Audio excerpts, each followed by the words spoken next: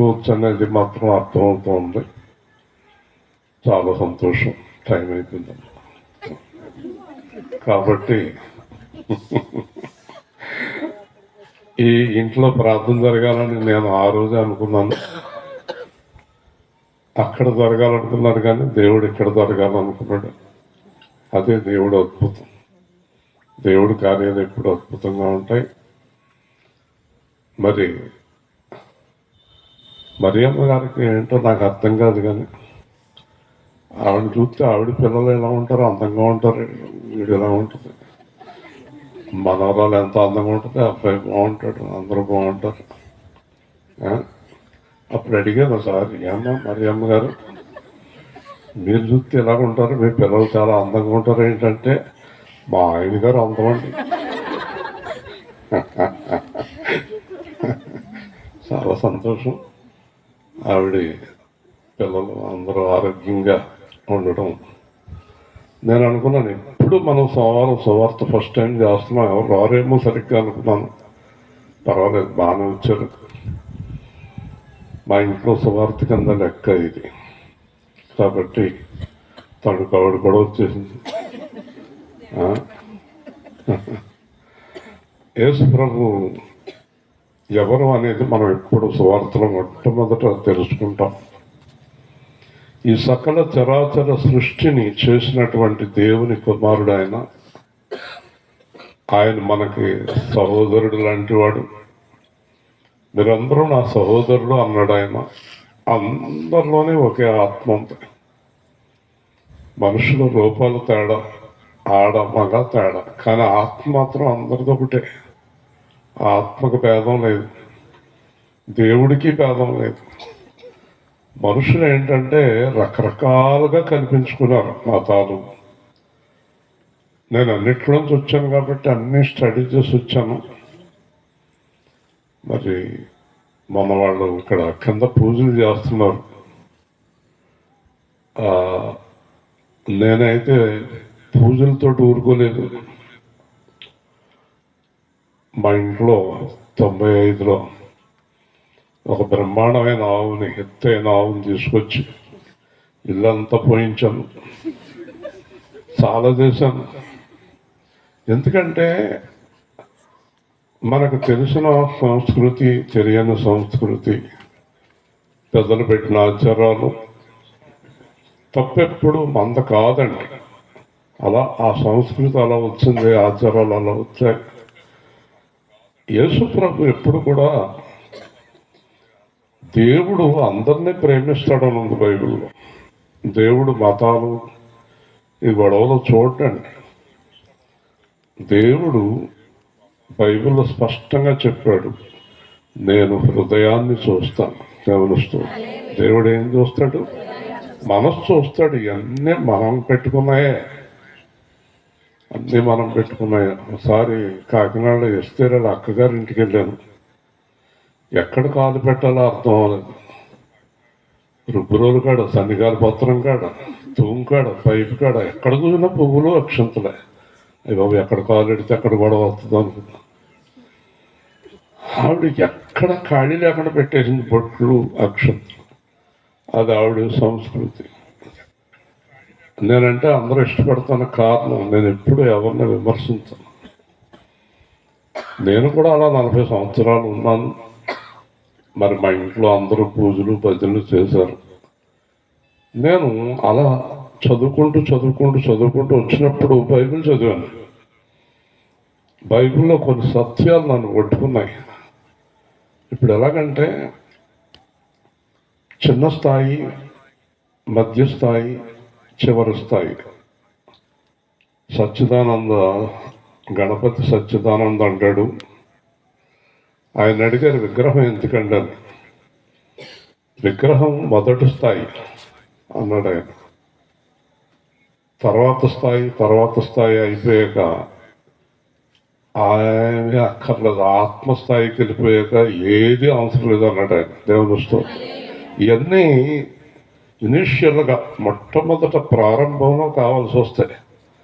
అలాగే నేను అన్నీ చూసి ఇప్పుడు ఆత్మస్థాయికి వచ్చాను. యేసు ప్రభు నాకు నచ్చడానికి కారణం ఏంటంటే దేవుడు అంటే ఆత్మ, దేవుడిని ఆరాధించేవారు ఆత్మతోటి సత్యముతోటి. కాబట్టి మనిషిలో సత్యం ఉండాలి, యథార్థత ఉండాలి. మరి మా ఇంట్లో ఒకసారి ఎక్కడ చూస్తే అక్కడ డబ్బులు ఉంటాయి, ఏవో ఉంటాయి. ఇప్పుడు ఎన్నో సంవత్సరాల నుంచి ఎంత నమ్మకమైన వ్యక్తి ఆవిడ. ఎందుకంటే మా మనవరాలు ఆవిడ ఏందో ఉండలేదు, ఎక్కడుందని ఇద్దరు చూసుకుంటారు. ఈ చాలా ప్రేమగా మేము ఉంటున్నాం. ఒకరింట్లో ఇంకొకరు ఉండాలంటే ప్రేమ లేకపోతే ఒక్కరోజు కూడా ఉండలేదు. అలాగే మరి వారి అబ్బాయి వాడు కూడా వాళ్ళ అమ్మగారిని మేము బాగా చూసుకుంటున్నాం అని ఒప్పుకుంటారు, కానీ లేకపోతే వాళ్ళు ఎందుకు ఒప్పుకుంటారు. కాబట్టి ఏమైనప్పటికీ కూడా దేవుడు చాలా గొప్పవాడు. ఇక్కడ సువార్త చేయటం నాకు చాలా సంతోషం. దేవుడిని ఆరాధించి కొన్ని విషయాలు తెలుసుకుందాం. మరి కోడలు కూడా చాలా మంచి అమ్మాయి, అత్తగారిని అది చాలా ప్రేమగా చూసుకుంటారు.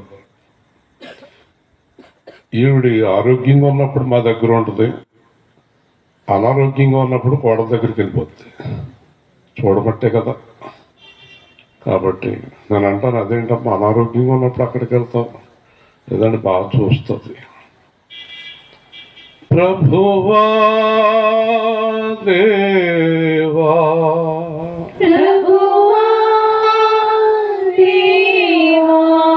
నా ప్రార్థన వినవా దేవా, నా ప్రార్థన వినవా దేవా.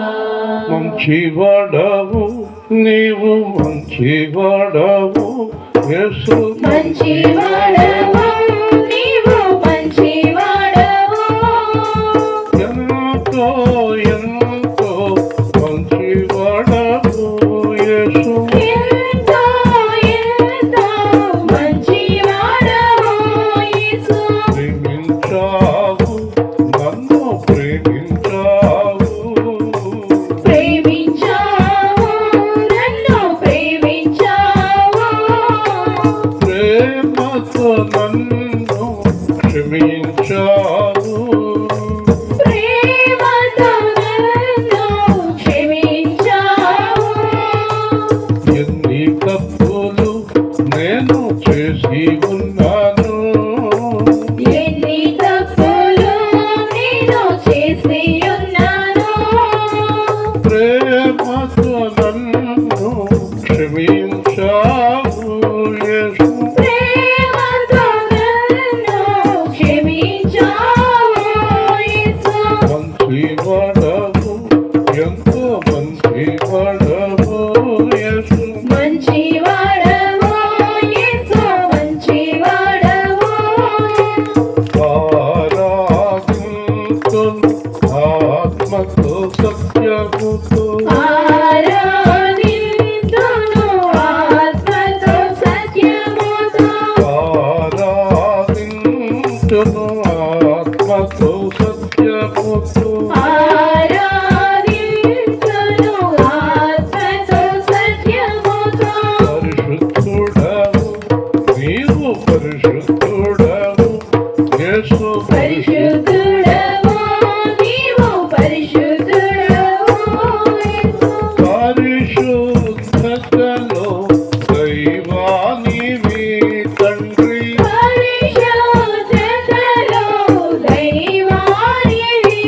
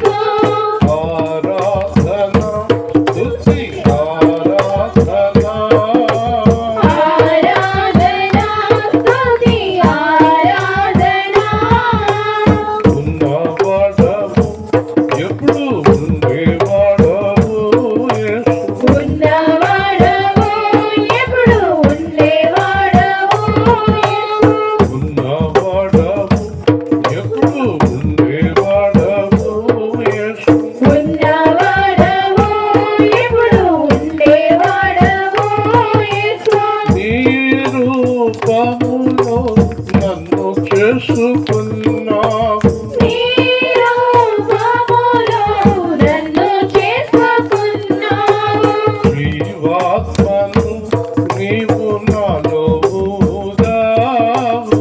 నీ ఆత్మను నీవు నాలో ఊదావు.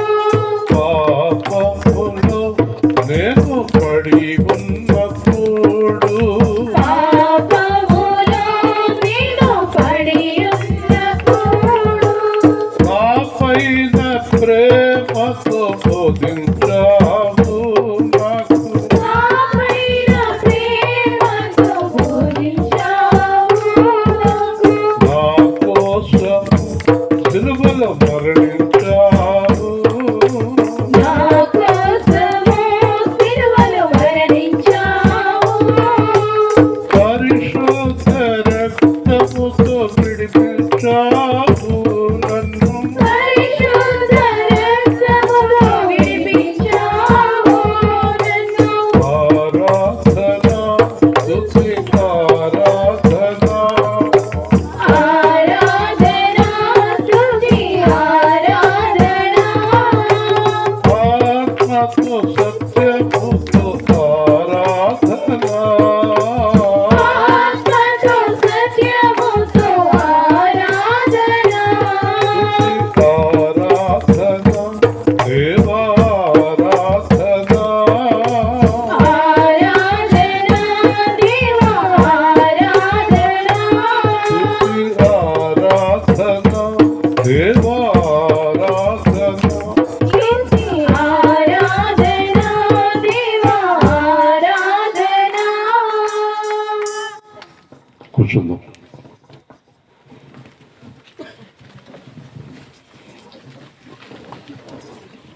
దేవుని మాటలు రండి. ఏదైనా ఇవ్వాలనుకుంటున్నారా? రండి.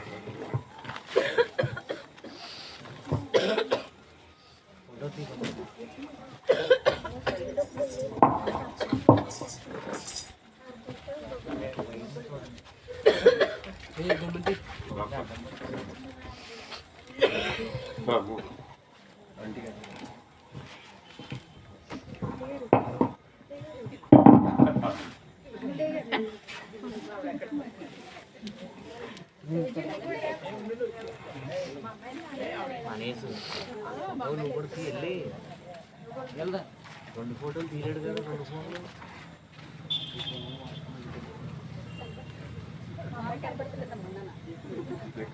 ప్రధానమంత్రి గారు చేస్తున్నారు.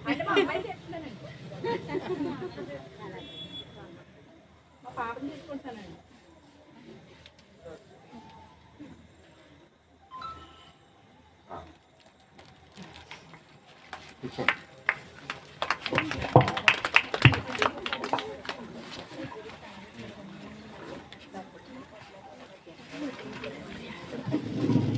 మత్తయి సువార్త.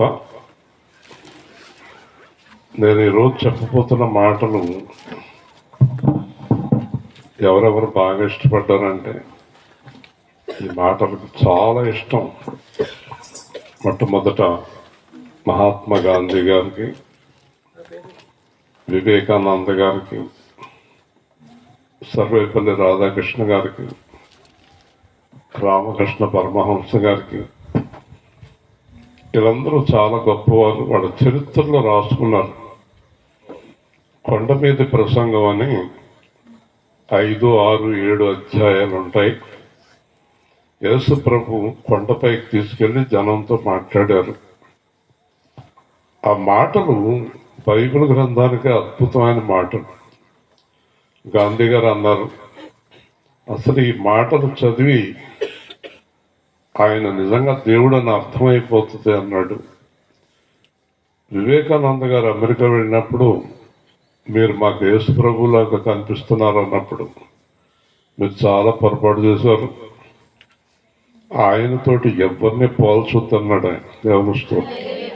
ఎవరు పోల్చలేనంత గొప్ప ఆయన అని అన్నారు. రమణ మహర్షిని ఒక ఆయన ప్రశ్న వేశారు, అది నిన్న చదివాను. ఆయన దేవుడైతే సిలువలో తండ్రి అని ఎందుకు అరిచాడు అని రమణ మహర్షిని అడిగితే ఆయన ఏం చెప్పారు తెలుసా? శరీర రీత్యా తండ్రి అని అరిచాడు కానీ, శరీర రీత్యా అరిచాడు కానీ ఆత్మరీత్యా ఆయనకి ఏ బాధ లేదని చెప్పాడు. దేవునిస్తూ గొప్పవారు బాగా మాట్లాడతారు. ఈ మిడిల్గా ఉంటారే, అటు జ్ఞానము ఉండదు, అటు అజ్ఞానము లేదన్నట్టు వాళ్ళే తెలియక అలా మాట్లాడతారు. గొప్పవారు, జ్ఞానం గలవారు ఎవరిని విమర్శించరు. ఒకరిని విమర్శించే పని యేసుప్రభు పెట్టుకోలేదు. ఇప్పుడు మనం ఎవరినైనా దూషించినప్పుడు, ఒకవేళ నేనే యేసుప్రభులో లేనప్పుడు నన్ను కనుక యేసుప్రభు ఏదన్నా అనుంటే నేను యేసుప్రభుని నమ్మినవాడు కాదు. అప్పుడు కూడా నన్ను ప్రేమించాడు. దేవుడు ప్రేమించాడు కనుక క్షమిస్తాడు. మనం ప్రేమించం కనుక క్షమించం. నిజమైన ప్రేమలో క్షమాపణ ఉంటుంది. నిజమైన ప్రేమలో క్షమాపణ అంటే మనం పిల్లల్ని క్షమిస్తాం, బయట వాళ్ళని క్షమించలేం. మన పిల్లల్ని ఎంత తప్పు చేసినా క్షమించగలుగుతాం, కడుపును పుట్టారు కదా అని. బయట వారిని క్షమించలేము. కానీ బైబిల్ చెప్తుంది ఎవరినైనా క్షమించండి, అందరినీ ప్రేమించండి అని బైబిల్ సత్యం. ఆ మహాత్మా గాంధీ గారు వీళ్ళందరూ ఇష్టపడిన కొన్ని మాటలు ఈరోజు మరి వారు తెలుసుకోవటం కోసం దేవుడు నా హృదయంలో ఉంచాడు. మత్తయి సువార్త 5వ అధ్యాయం కొన్ని వచనాలు మనం చదువుకుందాం, మొదటి నుంచి కూడా. ఆయన ఆ జనసమూహమును చూసి కొండెక్కి కూర్చుండగా ఆయన శిష్యులు ఆయన ఎద్దకు వచ్చిరి. అప్పుడు ఆయన నోరు తెరిచి ఇలాగ బోధింపసాగిన, ఆత్మ విషయమై దీనులైన వారు ధన్యులు, పరలోక రాజ్యము వారిది. దుఃఖపడే వారు ధన్యులు, వారు ఓదార్చబడుదురు. సాత్వికులు ధన్యులు, వారు భూలోకమును స్వతంత్రించుకొందురు. నీతి కొరకు ఆకలి దప్పులు గల వారు ధన్యులు, వారు తృప్తిపరచబడుదురు. కనికరము గల వారు ధన్యులు, వారు కనికరమును పొందుదురు. హృదయ శుద్ధి గల వారు ధన్యులు, వారు దేవుని చూచెదరు. సమాధానపరచు వారు ధన్యులు, వారు దేవుని కుమారులు అనబడుదురు. నీతి నిమిత్తము హింసించబడే వారు ధన్యులు, పరలోక రాజ్యము వారిది. ఇక్కడ ఎక్కడైనా మతం అనే మాట ఉందా? ఎక్కడైనా ఉందా? ఎవరు ధన్యులు అనేదే ఉంది. వాళ్ళు ఎవరైనా అవనమాట. పైకి వెళ్ళిన తర్వాత తీర్పు తీర్చేటప్పుడు కూడా ఒకవేళ యేసుప్రభుని నమ్ముకుని ఈ లక్షణాలు లేవనుకోండి, ఆడ తీర్పులోకి వస్తారు. దాంట్లో ఏ విధమైన సందేహం లేదు. ఒకవేళ యేసుప్రభుని నమ్ముకోకుండా ఇలాగ ఆచరించిన వారి గురించి పౌలు అన్నాడు, వారి యొక్క మనస్సాక్షి బట్టి తీర్పు ఉంటుంది అన్నాడు. అంటే వాళ్ళు ఎవరికి ఏ విధమైనటువంటి అన్యాయం చేయని వారు, మంచివారు, వారికి దేవుడు తప్పకుండా తగినట్టుగా ఆశ్రయం ఇస్తాడని పౌలు గారు చెప్పారు. ఎందుకంటే ధర్మశాస్త్రము ఎరుగకయే వారు ధర్మశాస్త్రము వలె ఉన్నారు. ఉదాహరణకి మనం యేసుప్రభుని ఎరుగుండి ఎలా ఉన్నాం అనుకోండి, ఎరగకుండానే అలా ఉన్నారు అనుకోండి, వారు ధన్యులు అంటున్నాడు ప్రభు. కానీ ఎరుగుండి మనం ఎరగనట్టుగా జీవిస్తే మనల్ని ఊరుకుంటానని బైబిల్లో చెప్పలేదు. కాబట్టి ఇక్కడ ప్రాముఖ్యమైనది ఏంటంటే ఎలా జీవించాలనే మాటలు. వాళ్ళు ఎవరైనా సరే వాళ్ళు వీళ్ళని లేదు. ఎలా జీవించాలంటే మొట్టమొదట ఆత్మ విషయమై దీనులైన వారు ధన్యులు, పరలోక రాజ్యం వారి. ఏంటి దీనికి అర్థం? ఆత్మలో దీనత్వం అంటే అర్థం ఏంటి? బాగా గుర్తుపెట్టుకోండి. ఈ ప్రపంచంలో ఏ మనిషి ఆత్మ కూడా ఆ మనిషిది కాదు. ఆత్మ ఎవరిది? దేవుడిది. ఎవరైనా చనిపోయినప్పుడు ఒకవేళ ఎవరైనా ఫోన్ చేసినా మనకు చనిపోయారని, లేదా మనం వెళ్ళినా వాళ్ళు ఒక మాట చెప్తారు. ఎవరైనా సరే దేవుడి దగ్గరికి వెళ్ళిపోయారమ్మా అంటారు. ఏమంటారు? ఇంకొకళ్ళు ఏమంటారు తెలుసా, దేవుడు తీసుకుపోయాడమ్మా అంటారు. దేవుడి దగ్గరికి వెళ్ళిపోయారండి, దేవుడు తీసుకెళ్ళిపోయాడండి అంటారు కదండి. నేను మా నాన్న చనిపోయినప్పుడు వెళ్తే అక్కడ మా చిన్నాన్న అన్ని కార్యక్రమాలు చేశాక పంతులు గారు అన్నాడు, మీరు పైకి ఆకాశంలోకి దండం పెట్టండి అన్నాడు. ఎవరికన్నా, ఎవరికి దండం పెట్టాలన్నా?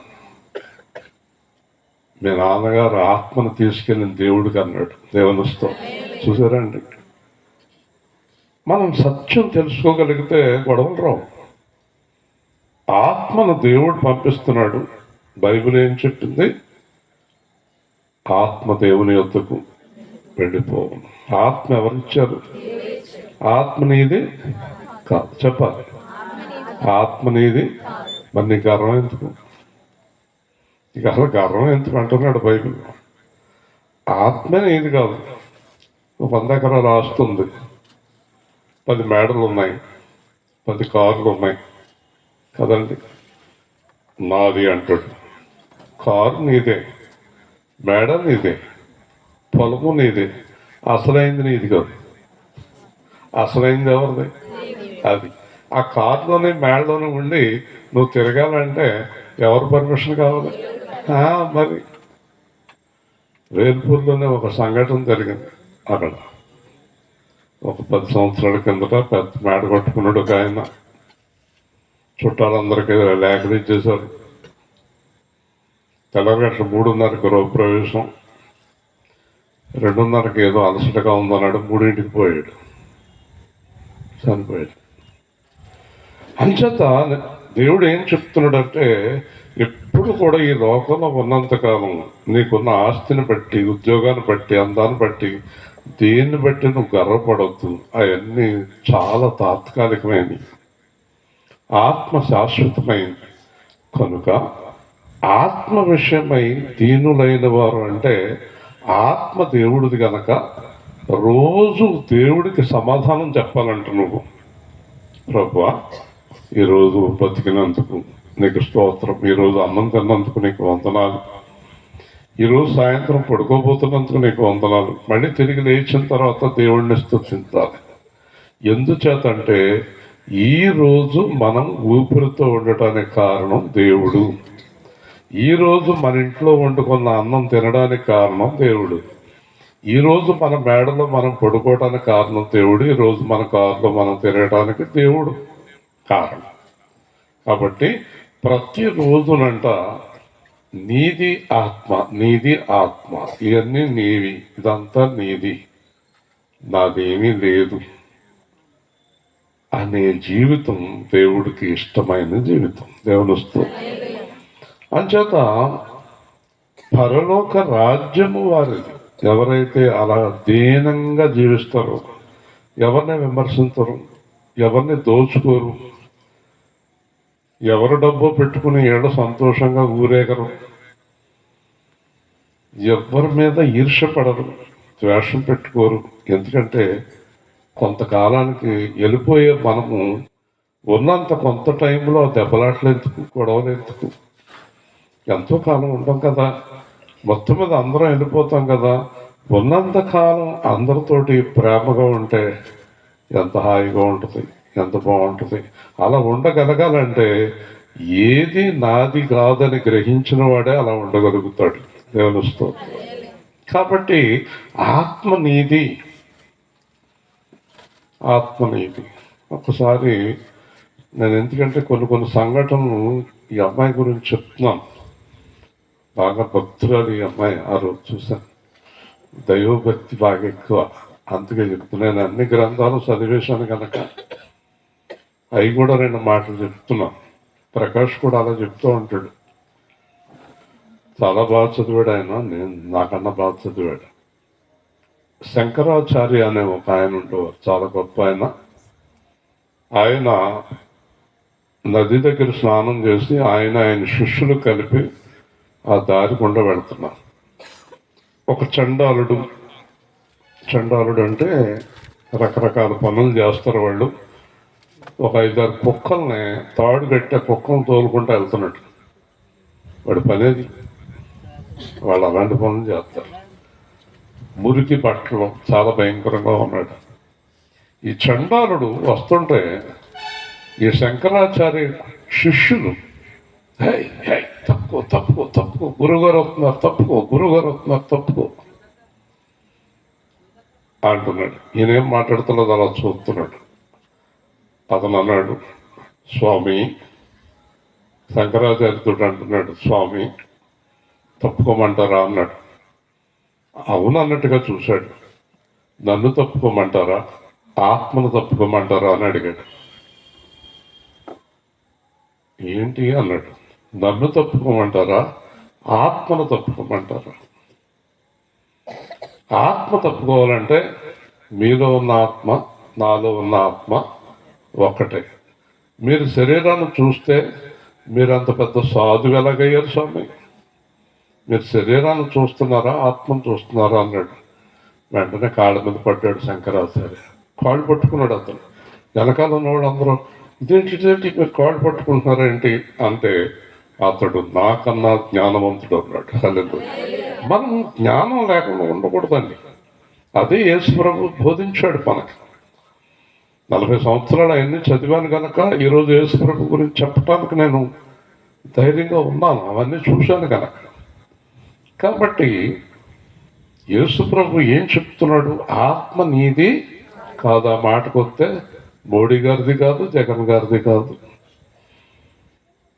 చంద్రబాబు నాయుడుది కాదు, మనది కాదు. ఆత్మ ఎవరిది? కాబట్టి ఆయన సమయం అయిపోయింది రా అంటే ఆత్మ వెళ్ళిపోతుంది. అన్ని అధికారాలు అక్కడితోటి సమాప్తము. దేవుని స్తోత్రం. కాబట్టి బ్రతికున్నంతకాలం మనం దేవుడికి భయపడాలి. ఎవరికి? దేవుడికి భయపడి ఏం చేయకూడదు చెప్పండి? పాపం చేయకూడదు. బైబిల్ బోధించేది ఎప్పుడు అదే.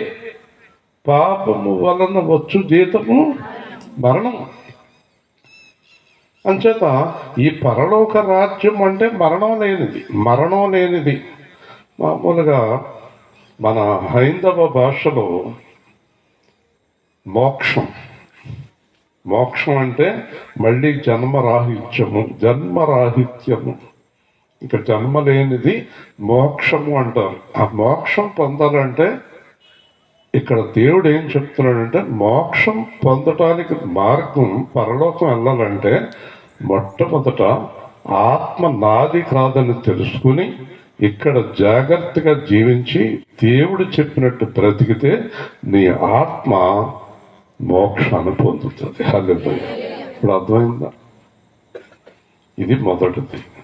రెండోది, దుఃఖపడువారు ధన్యులు, వారు ఓదార్చబడుతారు. ఇక్కడ లోతైనటువంటి సత్యం ఏంటంటే, ఎందు నిమిత్తమై దుఃఖపడుతున్నారు, ఎందు నిమిత్తమై ఓదార్చబడాలి. ఒక ఆయన బైబిల్ గ్రంథంలో పౌలు గారు దేవుడితో అన్నాడు, ఎంతకాలం ప్రభువా ఈ లోకంలో నాకు చాలా దుఃఖంగా ఉంది. ఏ రోజునైనా ఈ లోకంలో నేను పాపంలో పడిపోతానేమో, మోసంలో పడిపోతానేమో, నన్ను తొందరగా తీసుకెళ్ళిపో అన్నప్పుడు దేవుడు అన్నాడు, నువ్వు దుఃఖపడుతున్నావు ఈ లోకంలో ఉన్నందుకు కదా అని అడిగాడు. అవునండి, ఈ లోకంలో అంత దుఃఖమేనండి, చుట్టూ మోసం అండి. ఎవరు ప్రేమో, ఏది యథార్థమో, ఎవరు నిజంగా ప్రేమిస్తున్నారు, ఎవరు డబ్బును బట్టి ప్రేమిస్తున్నారు, ఎవరు అందాన్ని బట్టి ప్రేమిస్తున్నారు, ఎవరు దేన్ని బట్టి ప్రేమిస్తున్నారో తెలియటం లేదు. ఎప్పుడు ఎవరు విడిచిపెడతారో, ఎప్పుడు ఎవరు మోసం చేస్తారో, ఎప్పుడు ఎవరు దగా చేస్తారో కదా తెలుస్తుందండి. ఈ లోకంలో ఎప్పటికీ తెలియదు. కాబట్టి ఈ లోకంలో ఉంటే కనుక నాకేమి సంతోషం లేదు, చాలా దుఃఖంగా ఉంది. సన్యాసం అంటే సమస్తము విడిచిపెట్టడం. సన్యాసి అనేవాడు సమస్తాన్ని విడిచిపెట్టి దూరంగా వెళ్ళిపోయి అక్కడ ఉంటాడు. ఎందుకో తెలుసా? ఈ పాపము నుంచి విడుదల పొందడం కోసం. సన్యాస మార్గం ఒక మార్గం. అంటే లోకం నుంచి తప్పించుకోవటం కోసం దూరంగా వెళ్ళిపోతారు. ఇహలోక సంబంధమైన పాపములు పడకుండా ఉండడం కోసం ఈ ఋషులు ఎక్కడికో వెళ్ళిపోయి తపస్సు చేస్తూ ఉంటారు. అక్కడికి వెళ్ళినా కూడా మనసు ఆగదు, మనసు మళ్ళీ లోకం మీద ఉంటుంది. అంచేత పౌలు అన్నాడు, మనసు మళ్ళీ లోకం మీదకి వెళ్ళిపోతుంది కాబట్టి నన్ను తీసుకెళ్ళిపోండి, అప్పుడే నేను బాగుంటాను అన్నాడు. అప్పుడు దేవుడు ఏమంటున్నాడంటే, నువ్వు రోజు పాపం చేయకూడదని దుఃఖపడుతున్నావు, నువ్వు ఈ లోకంలో ఉన్నందుకు దుఃఖపడుతున్నావు, నువ్వు ఈ లోకంలో ఉన్నందుకు బాధపడుతున్నావు, నువ్వు ఈ లోకంలో ఉన్నందుకు సంతోషపడతలేదు, బాధపడుతున్నావు. ఎందుకంటే ఎప్పుడైనా నీకు వ్యతిరేకమైన పని చేస్తానేమో అన్నటువంటి భయం నీలో ఉంది కనుక భయపడకు, నేను ఓదారుస్తాను, తోడై ఉంటాను. హల్లెలూయా. చూసారు, అలాంటి వారిని ఎవరు కాపాడుతారు? అది దుఃఖం అంటే. దుఃఖం అంటే పొలం అంటే ఎడుతుంది కాదు, దుఃఖం అంటే హృదయ దుఃఖం, హృదయంలో కలిగేటటువంటి దుఃఖం. ఎందుకంటే అందరికీ చెప్పిన తర్వాత నేనే భ్రష్టుడైపోతానేమో అన్నాడు పౌలు. నేను ఆదివారం నాడు చాలా గట్టిగా గద్దించి మాట్లాడుతాను. ఒక వారం మాట్లాడిన తర్వాత ఇంటికి వచ్చిన తర్వాత పైకి వెళ్ళి కొంచెంసేపు కూర్చొని ఆలోచిస్తూ ఉంటాను, నేను ఎంత గద్దించాను, మరి నేనంత కరెక్ట్గా ఉన్నానా అనే ఆలోచన నాలో కలుగుతూ ఉంటుంది. ఆత్మ విమర్శ చేసుకుంటూ ఉంటాను. అప్పుడు దేవుడు నాతో మాట్లాడేదాకా నాకు మనశ్శాంతి ఉండదు. నేను అంత గట్టిగా వాళ్ళని గద్దించాను, మరి నేను కరెక్ట్గా ఉన్నానా ప్రభువా అని నేను అడిగినప్పుడు దేవుడు నా మీద చెయ్యేసి నన్ను నిమిరి బాధపడకు అన్నట్టుగా అనిపిస్తుంది నాకు. ఎందుకంటే అదే నాకు కావాల్సింది అంటాడు ఆయన. హల్లెలూయా. ఏది? ఆత్మ విమర్శ. మనలో మనం ఇంటికి వెళ్ళి ఏం చేయాలి? నేను ఇలాగ అన్నాను, నేను నిజమేనా అని విమర్శించుకోవాలి. ఇలాగ ఆత్మ విమర్శ చేసుకోవటమే దుఃఖపడటం. హల్లెలూయా. అలాంటి వారిని ఎవరు ఓదారుస్తారు? అలాంటి వారు తప్పు చేయగలుగుతారా? చేయలేరు. చాలా జాగ్రత్తగా ఉంటారు. కాబట్టి దుఃఖం అంటే అది. 3, సాత్వికులు ధన్యులు, వారు భూలోకమును స్వతంత్రించుకుంటారు. చూసారండి, సాత్వికత అంటే మెత్తనితనము, మంచితనం. వీళ్ళు ఎవరితోటి గొడవ పడరు, ఎక్కడైనా సర్దికెళ్ళిపోతారు, ఎవరితోటైనా మంచిగా ఉంటారు, ఎవరిని ఏమనరు, ఎక్కడ కూర్చోమంటే అక్కడ కూర్చుంటారు, ఏది తినమంటే అది తింటారు, ఏం చేయమంటే అది చేస్తారు. నేను పొగడాలని కాదు, కానీ సాత్వికతలో ఆ దోమలు దానివల్ల వస్తుంది అడిగి తగ్గు. దోమల అగరత్తులు కొంతమందికి పడదు. ఈ సాత్వికత గురించి చెప్పాల్సి వస్తే నాకు తెలుసున్న కొంతమందిలో మరి గారు కూడా అదే పని, దేవుని స్తోత్రం, అదే ఆ టైపులో ఉంటారన్నమాట. సాత్వికత అంటే ఎవరితోటి గొడవ ఉండదండి. ఒకసారి బస్సులో ప్రయాణం చేస్తున్నాను, ఒక అతను కూర్చున్నాడు, ఒక పెద్దవాడు వచ్చింది, లేచాడు, మీరు కూర్చోండి అమ్మ అన్నాడు. వెనకాల సీట్ ఖాళీ అయింది, అక్కడ కూర్చున్నాడు. ఇంకొక ఆయన వచ్చాడు, లేచాడు, మీరు కూర్చోండి. మొత్తం మీద బస్సులో కూర్చోలేదు ఆయన, మొత్తం మీద కూర్చోలేదు. అతను అందరికీ సీట్లు ఇస్తున్నాడు, అతను మాత్రం కూర్చోలేదు. అది సాత్వికత. ఎక్కడికి వెళ్ళినా ఏ వివాదం లేదు, ఏ గొడవ లేదు. ఎవరైనా కొడతానికి వచ్చినా ఎందుకు బాబు నన్ను ఎందుకు కొడతావు అంటారు. అది యేసు ప్రభు లక్షణం, సాత్వికత. అది ఎవరి దగ్గర కనబడదు. మనకు మాట్లాడితే ఎగిరిపోతారు గట్టిగా, పెద్ద పెద్ద కేకలు, బొబ్బలు, గొడవలు. హఠాత్తుగా ఒక ఇంట్లోంచి శబ్దం పడుతుంది, ఏంటో తప్ప కొట్టేసుకుంటూ ఉంటారు, మాట్లాడేసుకుంటూ ఉంటారు, బయట దెబ్బలాట్లు వినపడుతూ ఉంటాయి కదండి. సాత్వికత లేదు, ప్రతి దానికి గొడవకి వెళ్తారు. ఇప్పుడు యేసు ప్రభు ఏమంటాడంటే, యేసు ప్రభు అండి బెత్లెహేములో పుట్టాడండి, యెరూషలేములో ఆయన జీవితం ముగిసిందండి. బాగా గుర్తుపెట్టుకోండి. ఎక్కడో బెత్లెహేం ఎక్కడా, యెరూషలేం ఎక్కడా, ఇజ్రాయేల్ దేశం ఎక్కడా, ఎక్కడో ఒక చోట పుట్టి ఎక్కడో పెరిగి ప్రపంచమంతా ఈరోజు ఆయన్ని ఆరాధిస్తుంది. దేవుని స్తోత్రం. దీన్ని బట్టి సాత్వికతను బట్టి, మంచితనాన్ని బట్టి. మీరు ఎక్కడికి వెళ్ళినా ఎవరితోటైనా సర్దుకుని పోయారు అనుకోండి, లోకంలో మీకు ఎక్కడైనా అడ్డం ఉంటుందా? అదే చెప్తున్నాడు దేవుడు. ఎక్కడికైనా వెళ్ళి బతికేయచ్చు మీరు. మీ దగ్గర మంచితనం ఉంటే చెప్పండి, ఎక్కడికి వెళ్ళినా బ్రతకగలరు. కాబట్టి సాత్వికులు ధన్యులు. మొత్తం భూలోకంలో ఎక్కడైనా బ్రతికేయగలరు. ఈ పనికిమాలుడు ఉంటాడే, ఎక్కడా బతకలేడు. ఎవరు సాత్వికతలు కఠినంగా ఉంటారే, ప్రతిదానికి గొడవలకు వెళ్తారే, వాళ్ళు ఎక్కడా చెప్పండి, ఎక్కడా బ్రతకలేరు. ఎవరిని సంతోషపెట్టలేరు. పెళ్ళంతో గొడవ, పిల్లలతో గొడవ, తల్లిదండ్రులతో గొడవ, బయటోడితో గొడవ, అందరితోటి గొడవ కదండి. ఒకసారి మా పొలం దగ్గరికి వచ్చి, మాది మీ దాంట్లో ఒక అడుగు కలిసిపోయిందండి అన్నాడు. అక్కడ పొలం ఉన్నప్పుడు అడుగంటే కొలత వేయించానండి, మీద మా పొలం మీద ఒక అడుగు కలిసిపోయింది. నేను అడుగున్నర తీసుకోండి, అడుగున్నర కొలుచుకుని తీసేసుకోండి, ఇంకో అడుగు నేను ఇచ్చేస్తాను అన్నాను. ఈ లోపల ఇంకో పెద్ద ఆయన వచ్చాడు. ఇంకో పొలం ఉంది, ఆయన పొలం అమ్ముతే ఆయన వచ్చాడు. వచ్చి అడుగున్నర కొలుచుకుంటే అడుగు కొలుచుకుంటే మీరు ఇచ్చేస్తామేంటి, ఆయన అన్నా కుదరదు, మీరన్నా కుదరదు, కొలత అంటారు. అప్పుడు పడి కారణంగా తీసుకొచ్చి కొలత తీశారు. నాది అడుగున్నర కలిసింది అతని దగ్గర, నాది ఉంది అతని దగ్గర అడుగున్నర. మీదే ఉందా? అంటున్నాడు.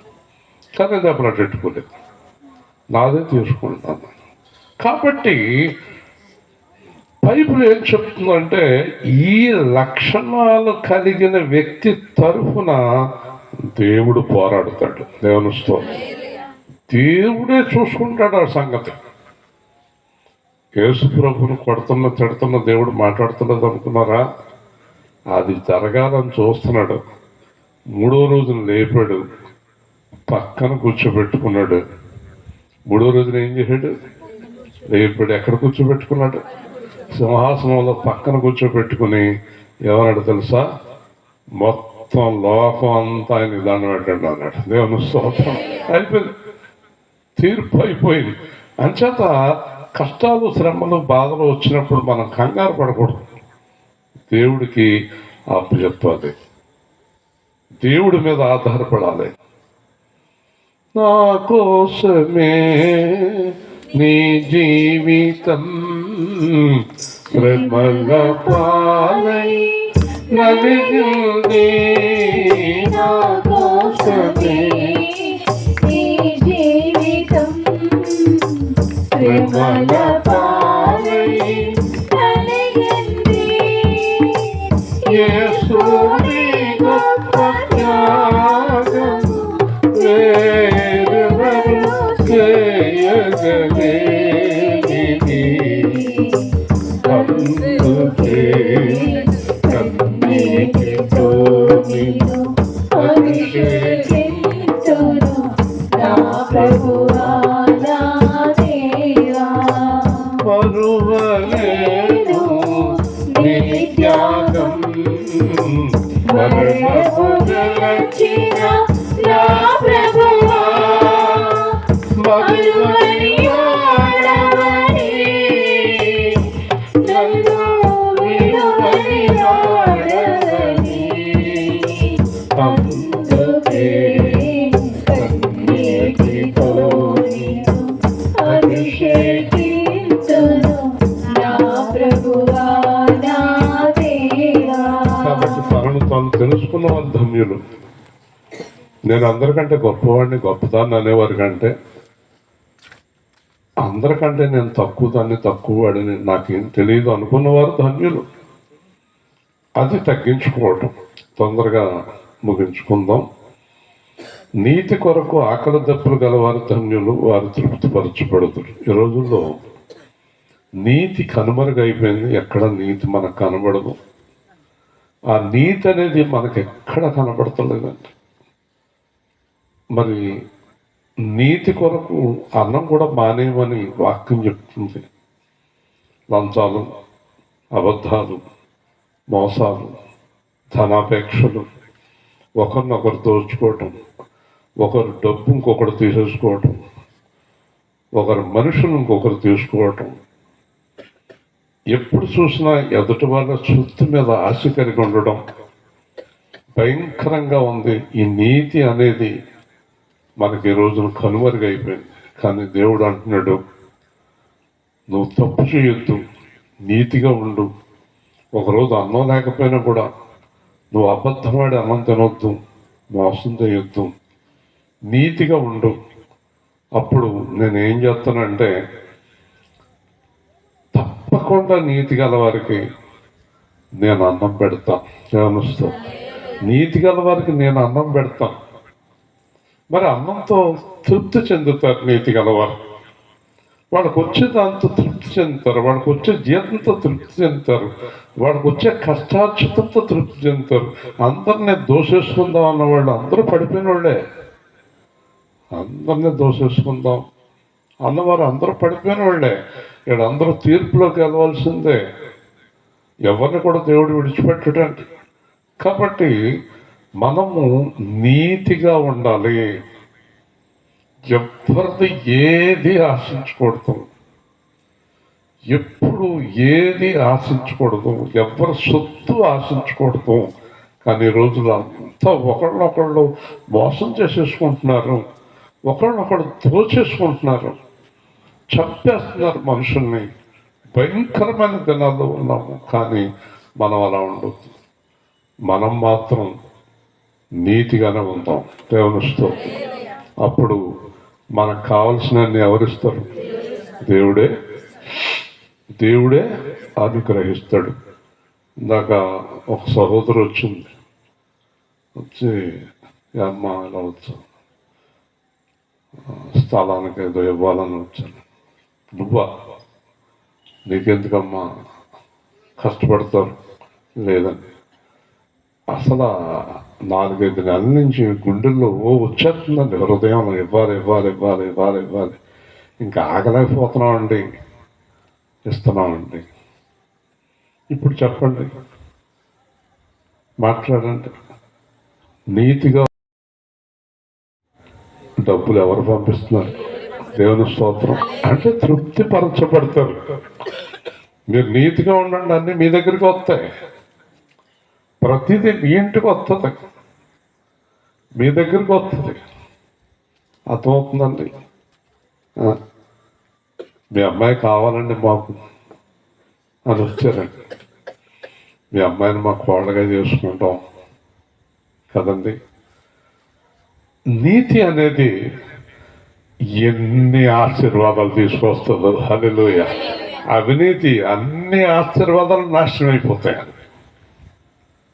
దేవుడు చెప్పే మాట జాగ్రత్తగా వినండి. నీతిగా ఉండాలి. అంతేకాదు, తృప్తిపరచబడదు. తృప్తి వేరు, సంతోషం వేరు.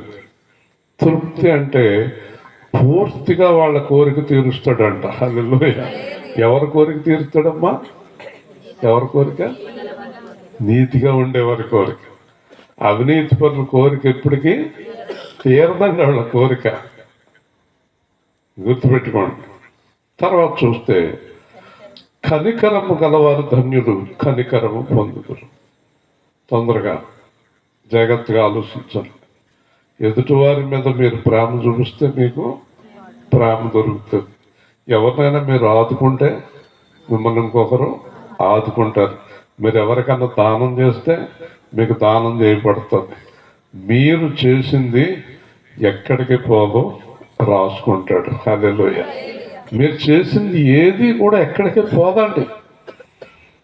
ఎందుకంటే నేను, నా భార్య వచ్చిన వాళ్ళందరికీ ఎంతో చేసాం అని చెప్పి ఈరోజు మాకు భోజనం కుదవలేదని.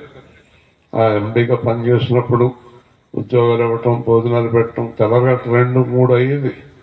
వాళ్ళతో కూర్చోవటం, వాళ్ళని తీసుకెళ్ళి ఆ జీపులో తీసుకెళ్ళి దింపటం, ఉద్యోగాలు ఇవ్వటం, ఇవన్నీ చేసాం కనుక ఈరోజు మా కుటుంబానికి ఎవ్వరికి లోటు లేకుండా దేవుడు కాపాడుతున్నాడు. దేవుని స్తోత్రం.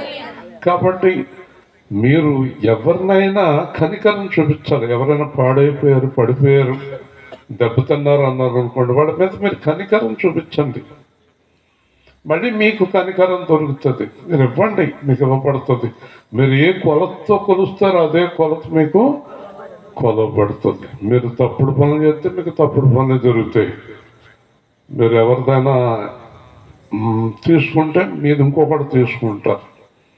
అది మాత్రం ఖాయం అండి. దేవుడు తీర్పు తీరుస్తాడు. చివరిగా 2 మాటలు. హృదయ శుద్ధి గలవారు ధన్యులు, వారు దేవుణ్ణి చూస్తారు. చెప్పండి అందరూ. హృదయ శుద్ధి గలవారు వాళ్ళు ఎవరిని చూస్తారు? దేవుణ్ణి చూడాలని ఎవరైనా అనుకుంటే అంతే కదా. నేను దేవుణ్ణి చూడాలి, నేను దేవుణ్ణి చూడాలి, నేను దేవుణ్ణి చూడాలి అని అనుకుంటే చూడలేరు, ఎప్పటికీ చూడలేరు.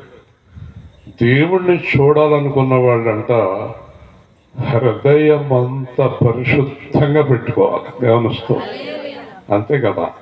హృదయం నిండిన దాన్ని బట్టి నువ్వు మాట్లాడుతుంది. హృదయంలో ఎన్ని ఉన్నాయండి? ఇదివరకే చెప్పాను. ఎన్ని ఉన్నాయి? 13. ఏమేమి ఉన్నాయి? వ్యభిచారం, దొంగతనం కదా, ద్వేషం, అసూయలు, కక్షలు, కార్పణ్యాలు కదా, నిందలు. ఎన్ని విషయాలు ఉన్నాయండి హృదయంలో. ఏదైనా హృదయంలోనే కదా ఉంది. ఈ హృదయంలో స్టార్ట్ అయ్యే కదా శరీరం చేస్తుంది. కాబట్టి హృదయం అంట పరిశుద్ధంగా పెట్టుకో, మంచిగా పెట్టుకో, యథార్థంగా పెట్టుకో, దుఃఖపడు, ఆత్మతో జీవించు. దేవుడే గొప్పవాడను. ఒకరోజు నువ్వు దేవుణ్ణి చూస్తావు. దేవునిస్తూ దేవుణ్ణి చూడాలంటే హృదయం శుభ్రంగా ఉండాలి. దాని గురించి ఒక చిన్న, మన టైం అయిపోయింది, ఇంకా మనం ఎప్పుడు కూడా 9 గంటలు దాటిన అందుకే అందరూ పిలుస్తారు. మనం టైమింగ్స్ మెయింటైన్ చేస్తాం. కాబట్టి మీకు చిన్న మాట, ఎందుకంటే వీళ్ళకి అర్థం కావడం కోసం. ఒక పిల్లవాడిని తల్లిదండ్రులకు, ఒకే పిల్లవాడు, చాలా ప్రేమ పిల్లవాడు. అంటే పిల్లవాడిని ఎత్తుకుని ఎప్పుడు స్కూల్కి తీసుకెళ్ళేవాడు తండ్రి. వాడిని సైకిల్ మీద కూర్చోబెట్టుకుని తీసుకెళ్ళేవాడు. ఒకరోజు తండ్రి హఠాత్తుగా మరణించాడు. వాళ్ళ నాన్న చనిపోయాడు. ఇంకా పిల్లవాడు చాలా బెంగ పెట్టుకున్నాడు, భార్య బెంగ పెట్టుకుంది, చాలా ఏడ్చారు. కానీ టైం అయిపోయింది, తండ్రి వెళ్ళిపోయాడు. సరే, మరి కొద్ది రోజులు పోయిన తర్వాత మరి స్కూల్కి వెళ్ళాలి కదా పిల్లవాడు. అమ్మా, మరి నాన్న లేడు, నువ్వు తీసుకెళ్తావా అని అడిగాడు. అమ్మని అడిగాడు. నా చిన్నప్పుడు చదువుకున్నాను, బైబిల్ కథ కాదు ఇది, వేరే కథ. కాబట్టి మరి నువ్వు తీసుకెళ్తావా అని అడిగాడు. నేను అప్పుడే బయటికి రాకూడదురా, ఎవరైనా ఏమన్నా అనుకుంటారు, కొద్ది రోజులు. మరి ఎవరు తీసుకెళ్తారు నన్ను స్కూల్కి? దేవుడు తీసుకెళ్తాడా? దేవుడు తీసుకెళ్తాడా? అవును, దేవుడు జతొస్తాడు నీకు అంది. ప్రార్థన చేసి వెళ్ళమ్మా. ఆ దారిలో కొద్దిగా పొదల్లాగా ఉంటాయన్నమాట, కొంచెం స్కూల్కి వెళ్ళే దారి. ఆ రోజుల్లో మేము వెళ్ళేటప్పుడు కూడా మధ్యలో అడవి కింద ఉండేది. ఇది వరకు హై స్కూల్కి వెళ్ళేటప్పుడు సరిగ్గా పొదలకాడ ఉన్న కాడ భయం వేసేసింది. అప్పటిదాకా బాగానే వెళ్ళిపోయాడు కుర్రాడు. ఆ పొదలకాడ ఉన్న కాడ, దేవుడా నువ్వు వస్తావంత మా అమ్మ, నాకు భయం వేసేస్తుందంటే, నీ పక్కన ఉన్నాను బాబు అని చేయి పట్టుకున్నాడు. భలే ఉన్నావు దేవుడు, ఎంత బాగున్నావు నువ్వు అన్నాడు. తీసుకెళ్ళి స్కూల్ కాడ దింపాడు. మళ్ళీ తీసుకొచ్చాడు. ఇంటికి వెళ్ళాడు. ఎరా బాబు భయపడ్డామని. ఎందుకు భయం? నువ్వు చెప్పాగా దేవుడు వస్తాడని. దేవుడు వచ్చాడు, నన్ను స్కూల్ కాడ దింపాడు, మళ్ళీ తీసుకొచ్చాడు. ఒరే ఏంట్రా చెప్తున్నావు? దేవుడు అమ్మా ఎలా ఉన్నాడు? చాలా బాగున్నాడు, ఎత్తుగా ఉన్నాడు, చాలా ప్రేమగా ఉన్నాడు, నాకు ఒక ముద్దు కూడా పెట్టాడు. అదృష్టవంతుడు రా బాబు అని. ఏమైతే అయింది, బయట వాళ్ళు ఏమనుకుంటా అనుకుంటారు, దేవుణ్ణి చూడాలి కదా అని అన్నాడు. కూడా బయలుదేరింది, అమ్మ కూడా బయలుదేరింది, దేవుణ్ణి చూద్దామని. బయలుదేరాక ఆ పొద్దు దగ్గరికి వెళ్ళాక దేవుడిని కాకేరా, దేవుడా అన్నాడు. వచ్చాడు. ఇద్దరు మాట్లాడుకుంటూ వెళ్తున్నారు. ఈవిడికి కనపడుతుంది. ఎవరితో మాట్లాడుతున్నావు అంటే, పక్కన ఉన్నాడు కదా, ఇంత అందంగా ఎత్తుగా ఉన్నాడు, కనబడతలేదు. నాకు ఎవరు కనబడతలేదు, మా అమ్మకి కనబడతలేదంట. నవ్వాడు. వెళ్ళిపోయాడు స్కూల్కి. మళ్ళీ వచ్చేటప్పుడు మళ్ళీ వచ్చాడు. ఇద్దరు వస్తున్నారు, మళ్ళీ మాట్లాడుకుంటున్నారు. ఒరే బాబు, దేవుడు అంటే నాకు చాలా ఇష్టంరా, నాకు కనబడమనరా. మళ్ళీ దేవుడిని అడిగాడు. మా అమ్మకి కనబడను.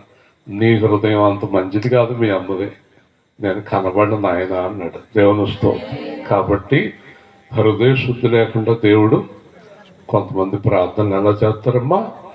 చర్చిలు, బిల్డింగులు, మైకులు. మన పక్కన ఒకటి చేస్తాడు చూసారా, పాపా పాపా పాపా ఆయన ఒకవేళ ఉన్నప్పుడు పారిపోతాడు ఆయన. కాబట్టి బిల్డింగులు బద్దలు కొట్టి ప్రార్థనలు అక్కలేదు, కేకలు అక్కలేదు, బొబ్బలు అక్కలేదు, తపలాలు డ్రమ్ములు దప్ప దప్ప దప్ప దప్ప దప్ప బాధేసి మనం వాక్యం చెప్తుంటే ఈ ఊరి ప్రెసిడెంట్లు కాడి నుంచి అందరూ ఎమ్మెల్యేలు కాడి నుంచి అందరూ వింటారు మన వాక్యం. బాగా చెప్తారు ఆయన. గొడవ ఉండదు, దెబ్బలాట ఉండదు. ఎందుకండి? ఇంతకీ గట్టిగా అరిస్తే ఏమర్థం అవుతుంది? మీ అబ్బాయితో చెప్పండి, మంచినీళ్ళు పట్టరమ్మా అడిగి అర్థం అవుతుంది. అరే నాన్న కాదు మంచినీళ్ళు పట్టరా అంటే పట్టుకుంటారు. అరే మంచి పట్టరా అంటే మూర్ఖులు. మాట్లాడతాం రాదు, తీయగా మాట్లాడతాం రాదు, ప్రశాంతంగా మాట్లాడతాం రాదు. ఎలా పుట్టారో ఎలా పెరుగుతున్నారో, ఆ పశువులు పెరుగుతున్నాయి, ఏళ్ళు పెరుగుతున్నారు. ఆడకాళ్ళకి ఏం తేడా ఉండదు. మృదువుగా మాట్లాడతాం రాదు. కాబట్టి మృదువైన మాట క్రోధము చల్లార్చును. మృదువుగా మాట్లాడితే కోపం తగ్గిపోతుంది. పిల్లడు వచ్చాడు వాళ్ళ నాన్న దగ్గరికి. నాన్న నాన్న నాన్న ఏంట్రా నాన్న నాన్న ఏంట్రా బాబు? నాన్న గ్లాసు పగిలిపోయింది, గ్లాసు పగిలిపోయింది నాన్న. ఎక్కడరా? చెత్తనాన్ని నీకే మంచి రేటు తప్పమని పడిపోయింది. అమ్మ కొడుతుందేమో. కొట్టదు, నేను చెప్తాను. ఏం చేయకండి పాపం జారిపోయిందంట. అదే గ్లాస్ పగిలింది ఏంటట అన్నాడు అనుకోండి. ఇద్దరు కలిపి రెండు పాతారండి. మృదువైన మాట అది యేసు ప్రభు మనకు నేర్పించాడు. కాబట్టి హృదయ శుద్ధి లేదు కనుక ఆవిడకేమో దేవుడు కనబడలేదు. ఆ పిల్లోడికి ఎంత బాగా కనబడ్డాడు. దేవుని స్తోత్రం. పక్కన ఉన్నాడు కానీ ఆవిడకి కనబడలేదు కదండి. ఓకే. సమాధానపరచువారు ధన్యులు, వారు దేవుని కుమారులు అనకూడదు. ఎక్కడైనా గొడవ జరుగుతుంటే మనం వెళ్ళి ఏం చేయాలి? లేదండి బాబు, ఆ గొడవని పెంచేయాలి కదా. ఆ గొడవని ఏం చేయాలి? పెంచేయాలి. గొడవ పెద్ద గొడవ చేసేయాలి కదండి. కాదట, వాళ్ళని వీళ్ళని సమాధానపరిచి ఎక్కడైనా సరే, ఎక్కడికి వెళ్ళినా సరే మీరు ఏం చేయాలి? సమాధానపరచాలి. ఇప్పుడు యేసు ప్రభు ఎవరెవరిని సమాధానపరిచాడు తెలుసా? ఎవరిని? ఇంతకాలం నుంచి అంటున్నారు. దేవుణ్ణి మనిషిని సమాధానపరిచాడు శిలువ ద్వారా. దేవుడు చాలా కోపంగా ఉన్నాడు నా పైన అనుకుంటాడు. మూర్తి అనేవాడు అన్నాడు దేవుడు యేసు ప్రభు. తండ్రి, ఆ మూర్తిని నేను మార్చుకుంటానని పర్మిషన్ తీసుకున్నాడు, నన్ను మార్చుకున్నాడు. ఇప్పుడు ఆయన దగ్గరికి తీసుకెళ్ళాడు. దేవుని స్తోత్రం. కాబట్టి సమాధానపరచాలి, గొడవను పెంచేస్తారు. ఒకవేళ మొగుడి మీద కోపంతో అమ్మాయి ఇంటికి వచ్చింది అనుకోండి, ఇంకెళ్ళక నువ్వు ఎలకంటే నువ్వు నేను చూసుకుంటాను. ఏం చూస్తుంది ఇది? ఇది చేస్తుంది కాపురం వాళ్ళమ్మ, ఏం చూసుకుంటుంది? తప్పు. సమాధాన పడండి, గొడవలు పడకండి అని సమాధానపరచాలి. ఏదైనా కూడా గొడవని పెంచడమే అలవాటు అయిపోయింది ఈ రోజుల్లో. సమాధానపరచడం అనేది లేదు. కానీ బైబిల్ చెప్తుంది సమాధానపరచువారు ధన్యులు, వారు దేవుని కుమారులు అనబడుతురు. ఒకసారి ఒక ఆయన వెళ్ళి ఒక పెద్ద బంగ్లాకి వెళ్ళి సువార్త చెప్పడానికి వెళ్ళాడు తణుకులో. సువార్త చెప్పాడు. చెప్పిన తర్వాత ఆయన అన్నాడు, ఇంకెళ్ళరా, చెప్పేది ఏమైనా ఉందా అన్నాడు. అది మొహం బాగోలేదు. ఎలాయా, నేను సువార్త చెప్పావు నువ్వు ఏది అన్నాడు. ఆ పాస్టర్ గారు తలకాయ కిందకు పెట్టుకుని ఇంటికి వెళ్ళిపోయాడు.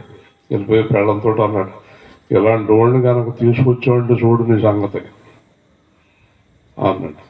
అయిపోయింది కదా. మళ్ళీ ఒక 2 నెలలకి ఈ సత్యనారాయణ తీసుకెళ్ళండి అన్నాడు ఇంటికి. నాకు తెలియదు గొడవ, నాకు తెలియదు. ఆవిడతో మాట్లాడుతున్నాను, ఆయనేమో గదిలో ఉన్నాడంట, ఆవిడేమో ఏం మాట్లాడతలేదు, ఇంటి ఏం మాట్లాడతలేదు ఏంటో అనుకున్నాను. ఇలాగమ్మా అని చెప్తున్నాను. ఆయన బయటకు వచ్చాడు, వచ్చి కూర్చున్నాడు. చెప్పండి అన్నాడు. చెప్పాను. అప్పుడు అలా ఆవిడతో అంటున్నాడు, ఇలా చెప్తే ఏంటాను నేను, మీరు అప్పుడప్పుడు రండి మా ఇంటికి అన్నాడు. ఆవిడ గుండెలోకి వచ్చినప్పుడు దేవుని స్తోత్రం, విధానం ఉంటుంది, పద్ధతి ఉంటుంది, దేవుని ఆత్మ ఉండాలి. చూసారా, నేను ఇంకెంతసేపు చెప్పినా మీరు కదలకుండా కూర్చునేలాగా ఉన్నారు. అమ్మాయి కూడా బాగా కూర్చుంది, అబ్బాయి కూడా కూర్చున్నాడు కదండి. ఇవి యేసు ప్రభు మాటలు, దేవుని స్తోత్రం. కాబట్టి చివరిగా, నీతి నిమిత్తము హింసింపబడి వారు ధన్యులు, పరలోక రాజ్యము వారు. మనం మంచి పని చేసినప్పుడు ఎవరైనా కొట్టినా తిట్టినా పర్వాలేదు అంటున్నాడు దేవుడు. ఒక మంచి పని చేసి మనం దెబ్బలు పడినా పర్వాలేదట. చెడ్డ పని చేసి దెబ్బలు పడినప్పుడు అది పడాలి, కానీ మంచి పని చేసినప్పుడు దెబ్బలు పడినప్పుడు మీరేం బాధపడకండి. మీరు చేసింది మంచి పని అయినా వారు మిమ్మల్ని కొట్టారు తిట్టారు అని బాధపడకండి. వాళ్ళకి నేను నా రాజ్యం ఇస్తాను. హల్లెలూయా. అంటే దేవుడు చూస్తాడు వాడు. కాబట్టి మనం ఎప్పుడు నీతిగానే జీవించాలి, ఎవరేమన్నా అనుకోని. ఈ నీతిగా ఉన్నప్పుడు ఒక్కోసారి మరణం కూడా వస్తుంది, మనకు సమస్యలు కూడా వస్తాయి.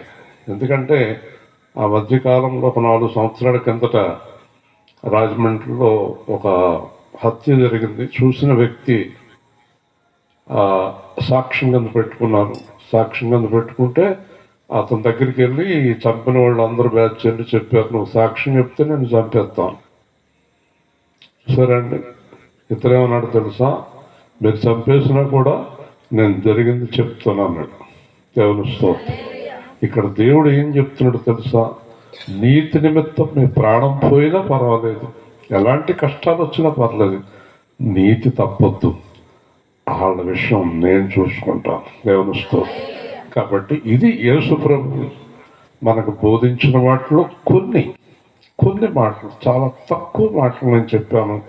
ఇవి చాలా పెద్దవారు గొప్పవారు కూడా చాలా ఇష్టపడ్డారు ఈ మాటలు. మరి ఈరోజు ఇక్కడ సువార్త కూటమి జరగడం సంతోషం. మనం ఈ కుటుంబం గురించి మరి సింగపూర్ మళ్ళీ వెళ్తున్నారా, ఉంటారా, ఎప్పుడు వెళ్తారు? తొందరలో వెళ్తారా? ప్రార్థన చేద్దాం. 2 పిల్లలు కదమ్మా. ప్రేమ గల తండ్రి, జీవాధిపతి అయిన ప్రభువా, ఈ రాత్రి సువార్త కూటమిని బట్టి స్తోత్రాలు.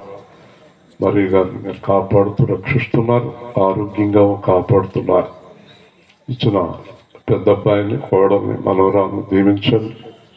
అలాగే ఈ 2వ కుమారుడు, భార్య, 2 పిల్లలు సంతోషంగా ఉండాలి. అలాగే అమ్మాయి తల్లిదండ్రులు ఉంటే వారి బంధువులు కూడా ఆశీర్వదింపబడాలి. మరి కుమారుడు ఒకవేళ వివిధ దేశాలకు వెళుతున్నప్పుడు కూడా తోడై ఉండండి. మంచి గృహాన్ని కట్టుకున్నారు, గృహాన్ని దీవించండి. రాబోయే రోజుల్లో ఇంకా అనేక మేలులు వారికి కలుగు చేయండి. ఈ ప్రార్థన ఆశీర్వాదాలు వారికి దయచేయండి. యేసు నామములో ప్రార్థిస్తున్నాము తండ్రి. మంచిదమ్మా.